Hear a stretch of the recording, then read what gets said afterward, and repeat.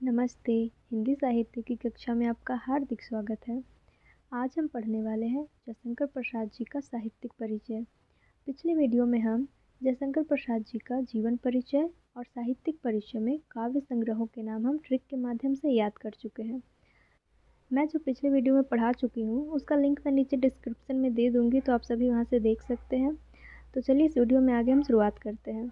यह हिंदी के प्रसिद्ध कवि जयशंकर प्रसाद हमारे हिंदी के प्रसिद्ध कवि, कहानीकार, नाटककार, उपन्यासकार और निबंधकार हैं। ये हम सभी जानते हैं। छायावाद के 4 स्तंभों में से एक है, यह भी हमें पता है। 4 स्तंभ में कौन कौन आते हैं? प्रसाद, निराला, पंत, महादेवी, ये 4 स्तंभ है छायावाद के।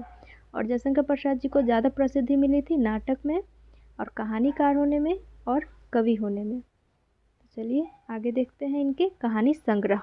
इनके कहानी संग्रह हैं छाया। ये कहानियाँ नहीं है बल्कि ये कहानी संग्रह है छाया, जिसमें 5 कहानियाँ संकलित है। और इनकी जो प्रथम कहानी है ग्राम, प्रथम कहानी ग्राम, वह इसी में संकलित है। छाया काव्य संग्रह, छाया कहानी संग्रह में ही यह ग्राम कहानी संकलित है। उसके बाद है प्रतिध्वनि। सर्वप्रथम हम इन सभी नामों को देख लेते हैं, उसके बाद मैं ट्रिक बताऊंगी। तो पहला तो इनका कहानी संग्रह हो गया छाया, दूसरा हो गया प्रतिध्वनि। प्रतिध्वनि 1926 ईस्वी में, और प्रतिध्वनि में है 15 कहानियाँ संकलित है। प्रतिध्वनि में 15 कहानियाँ संकलित है। उसके बाद है आकाशदीप। आकाशदीप 1928 ईस्वी, और आकाशदीप में 19 कहानियाँ संकलित है। आंधी, आंधी 1931 ईस्वी, इसमें 11 कहानियाँ संकलित है। आंधी में 11 कहानियाँ संकलित है। इंद्रजाल, इंद्रजाल 1936 ईस्वी, और इसमें 14 कहानियाँ संकलित है। इंद्रजाल में 14 कहानियाँ संकलित है। अब देखिए इन्हें याद करने का ट्रिक। इन्हें याद करने का ट्रिक है छाया के प्रति आकाश में आंधी आई। छाया के प्रति आकाश में आंधी आई, यानी कि छाया से छाया, प्रति से प्रतिध्वनि, आकाश से आकाशदीप, आंधी से आंधी, और ई देखना है हमें, ई से इंद्रजाल।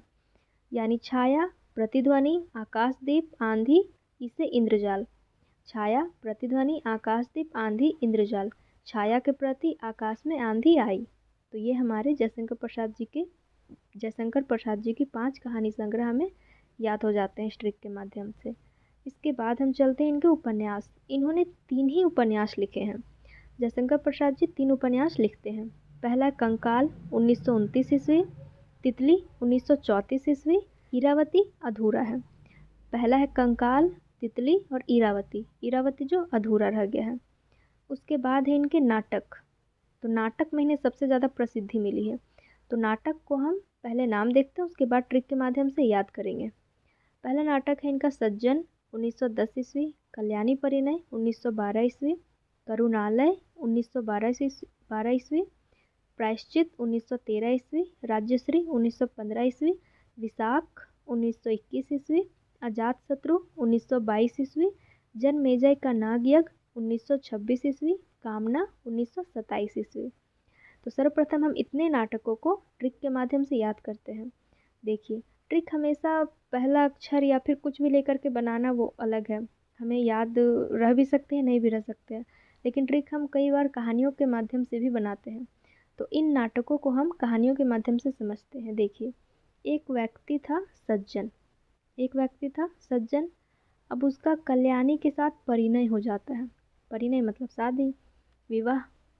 तो एक जो सज्जन व्यक्ति है उनका कल्याणी के साथ परिणय हो जाता है, विवाह हो जाता है। उसके बाद वो एकदम करुणालय, करुणा में चले जाते हैं, करुणा में चले जाते हैं। फिर वो प्रायश्चित करते हैं, प्रायश्चित करते हैं कि मैं क्यों शादी कर लिया। उसके बाद उनको राज्यश्री, राज्य मिल जाता है। प्रायश्चित करते हैं तो उसके बाद उनको राज्य मिल जाता है। अब जब राज्य मिल जाता है तो फिर उनका साख बढ़ता है, विशाख। विशाख उनका साख चारों ओर बढ़ता है, वो ज़्यादा से ज़्यादा प्रसिद्ध होते हैं। उसके बाद जब उनका विशाख बढ़ेगा, साख, तो उसके बाद उनके ऊपर शत्रुओं का भी आक्रमण होगा। तो शत्रु यानी अजात शत्रु, शत्रुओं का आक्रमण होगा यानी अजात शत्रु। उसके बाद जब शत्रु आ जाएंगे तो वो फिर क्या करवाएंगे? यज्ञ। यज्ञ यानी जनमेजय का नाग यज्ञ, जनमेजय का नाग यज्ञ। पहले के जो राजा या राजा लोग होते थे, वे कुछ भी जब उन पे विपत्ति आ पड़ती थी तो वे ज़्यादातर यज्ञ करते थे। तो इसीलिए जब अजातशत्रु आ जाते हैं तो वे जन्मेजय का नागयज्ञ करवाते हैं, और जन्मेजय का नागयज्ञ करने में वे कामना करते हैं कि सब ठीक हो जाए। तो चलिए इस ट्रिक को हम फिर से एक बार दोहराते हैं कि एक सज्जन व्यक्ति होता है, उसका कल्याणी से परिणय हो जाता है, फिर वह करुणा में चला जाता है, करुणालय, फिर वो प्रायश्चित करता है, प्रायश्चित करने के बाद उसको राज्य मिल जाता है, राज्य मिलने के बाद उसका साख चारों ओर बढ़ जाता है। अब उसका साख चारों ओर बढ़ता है तो फिर शत्रु आ जाते हैं, अजातशत्रु। अब शत्रु आ जाते हैं तो फिर वह उन्हें भगाने के लिए यज्ञ करता है, जन्मेजय का नाग यज्ञ के बाद में यज्ञ में वह कामना करता है कि सब ठीक हो जाए। तो इतना जो इनका ट्रिक है इन नाटकों का, इस ट्रिक के माध्यम से आपको ये सारे नाटक याद हो गए होंगे। अब आगे चलते हैं। आगे जो इनके 4 प्रसिद्ध नाटक बच जाते हैं वे हैं स्कंदगुप्त 1928 ईस्वी, एक घूट 1930 ईस्वी, चंद्रगुप्त 1931 ईस्वी, ध्रुव स्वामिनी 1933 ईस्वी। तो इन नाटकों को विषय वस्तु के साथ में याद रखना है।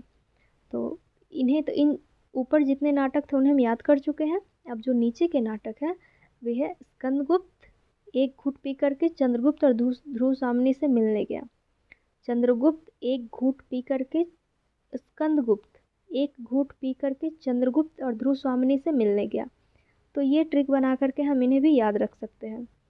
स्कंदगुप्त एक घूट पी करके चंद्रगुप्त और ध्रुव स्वामिनी से मिलने गया। तो इस माध्यम से हमें याद हो जाएगा कि सर्वप्रथम स्कंदगुप्त आता है 1928, फिर एक घूट, फिर चंद्रगुप्त है और फिर ध्रुव स्वामिनी है 1933 ईस्वी में।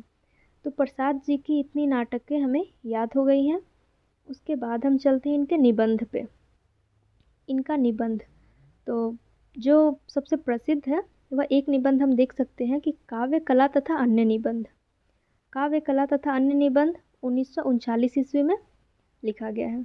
उसके बाद 1939 ईस्वी में प्रकाशित हुआ है। लिखे ये पहले थे लेकिन प्रकाशित हुआ था 1940 ईस्वी में, क्योंकि 1937 ईस्वी में ही इनकी मृत्यु हो जाती है। इनकी मृत्यु के बाद यह प्रकाशित हुआ था। उसके बाद है पथ के साथी। अब हम देखते हैं कि प्रसाद जी से जुड़ी हुई और कौन कौन सी रचनाएं हैं। तो एक संस्मरण है जयशंकर प्रसाद जी का, पथ के साथी में संकलित है। पथ के साथी और उनकी लेखिका है महादेवी वर्मा। महादेवी वर्मा के द्वारा लिखा गया पथ के साथी, जिसमें कई लेखकों का संस्मरण है, जिनमें से एक जयशंकर प्रसाद जी के बारे में भी है। और इस संस्मरण में महादेवी वर्मा बताती है कि वह प्रसाद जी से कुछ घंटों के लिए ही मिली थी। और कुछ घंटों के लिए मिली थी कब? जब प्रसाद जी कामायनी का दूसरा सर्ग लिख रहे थे। तो कामायनी का दूसरा सर्ग लिख रहे थे। मैं पिछली वीडियो में बताई थी कि कामायनी का दूसरा सर्ग क्या है। तो कामायनी का पहला सर्ग है चिंता और दूसरा सर्ग है आशा। तो जब वे दूसरा सर्ग आशा सर्ग लिख रहे थे कामायनी का, तो उस समय महादेवी वर्मा जयशंकर प्रसाद से मिली थी और बातचीत किए थे। उसके बाद आता है जयशंकर प्रसाद ग्रंथावली, जो 7 खंडों में है। 2014 में इसका प्रकाशन हुआ है और इसके संपादक है ओम प्रकाश सिंह। जयशंकर प्रसाद ग्रंथावली 7 खंडों में है, 2014 में इसका प्रकाशन हुआ है और इसके संपादक है ओम प्रकाश सिंह। तो इस प्रकार से मेरे अनुसार जयशंकर प्रसाद जी का साहित्यिक परिचय कंप्लीट हो गया है। आप सब इसे एक बार लिख लेंगे और याद कर लेंगे तो यह आपको आराम से याद हो जाएंगी, क्योंकि इनकी कहानियाँ, इनके काव्य संग्रह और इनके उपन्यास और इनके नाटक, इन सभी को मैं ट्रिक के माध्यम से याद करवाई हूँ। आप इन्हें एक बार लिख लेंगे, समझ लेंगे, याद कर लेंगे तो फिर ये बहुत आसान हो जाएंगी और कई एग्ज़ाम में, कई सारी परीक्षाओं में आपका बहुत हेल्प होगा।